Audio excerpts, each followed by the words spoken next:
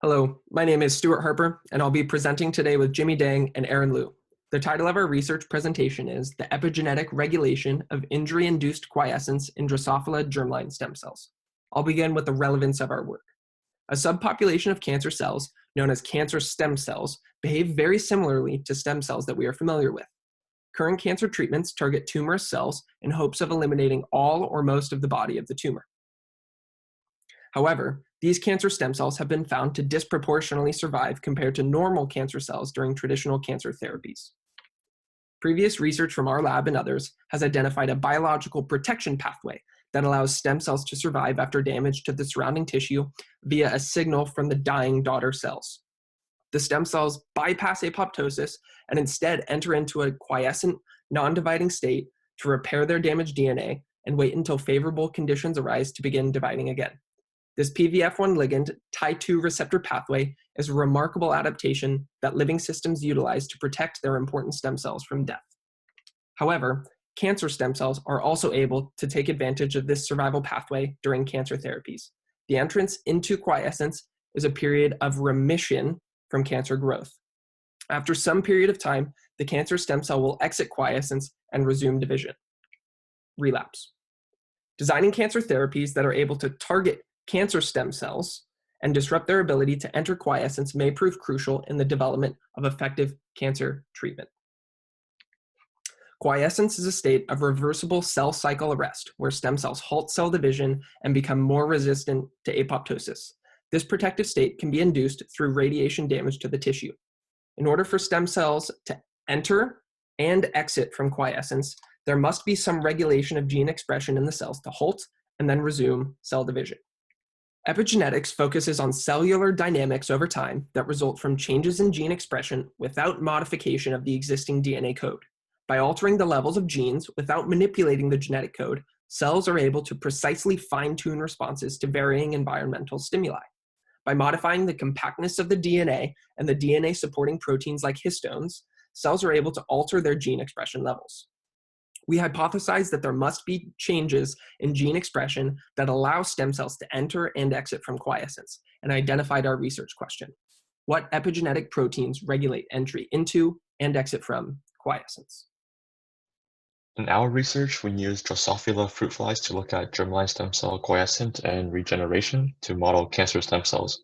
We looked at epigenetic modifications, specifically gene knockdowns, to look at germline stem cell quiescence. We used the NOSCAL4 UAS RNAi system, which is a method to knock down a gene of interest using RNA interference. So our driver control fly, NOSCAL4, contains a tissue-specific promoter. In this case, the tissue is the germline, and it drives the expression of a Gal4 transcription factor. We cross this with the fly that has our gene knockdown of interest and the UAS upstream activation sequence. So the transcription factor binds to the UAS to drive the expression of the gene knockdown in the offspring. We then dissect out ovaries of these progeny so we can analyze them under a confocal microscope. We stain them with fluorescent antibodies in order to see them under the scope. When we look under the scope, as shown here on the left, we look at the germarium of the ovariole, which is a subunit of the ovary important for oocyte formation. And we mainly analyze germline stem cells, which hug against the cap cells. So we look at these cells from 3 different time points. Under the control, germline stem cells are actively dividing before radiation, as shown by the elongation of the red spectrosome.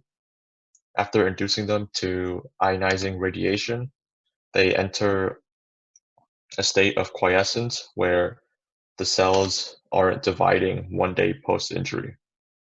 24 hours later, we expect them to exit quiescence and start dividing again.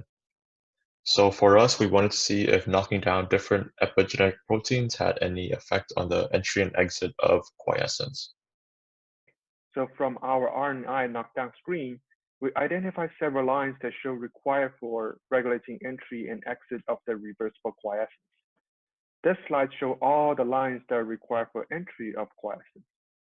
In the NOSCAL4 control, we can see a huge drop of division rate from unirradiated cells to cells at 1 day post-irradiation, indicate these cells enter the quiescent state. After 1 dpi at a second dpi, we can see these cells increase their division rate back to relative normal, so they are coming out of quiescence. In the following RNAi knockdown lines, we can see a much higher division rate at 1 dpi compared to the null-scale for control, where relatively normal unirradiated cells and cells at 2 dpi indicated they cannot enter the quiescent state. Among this line, PC and SEE are components of the polycomb repressive complex 1, which you can see on the top right, interact with the polycomb repressive complex 2, which methylates the histone-free lysine 27. GO1 is histone-free lysine 10 kinase that phosphorylates this position. MOF is histone-4 lysine 16 acetyltransferase. SET1 is histone-free lysine 4 dietrimethyltransferase, and GPP is histone-free lysine 79 methyltransferase. All the lines listed here, GO1, MOF, SET1, and GRAPPA, are creating positive histone marks that promote transcription. So potentially, these lines go to the cell inhibitor genes and increase their transcription. May41 is an ATR ortholog, which detects DNA damage. It also demonstrates how sensitive our screen is, that without DNA damage detector, it makes sense the cell cannot enter the reversible quiescence. Next, we show all the lines that are required for exit of quiescence. Although these lines have very low division rate at 1 dpi, like the control, indicating successful entry of quiescence. They have low division rate at 2nd dpi also, which are indicating failure to exit quiescence.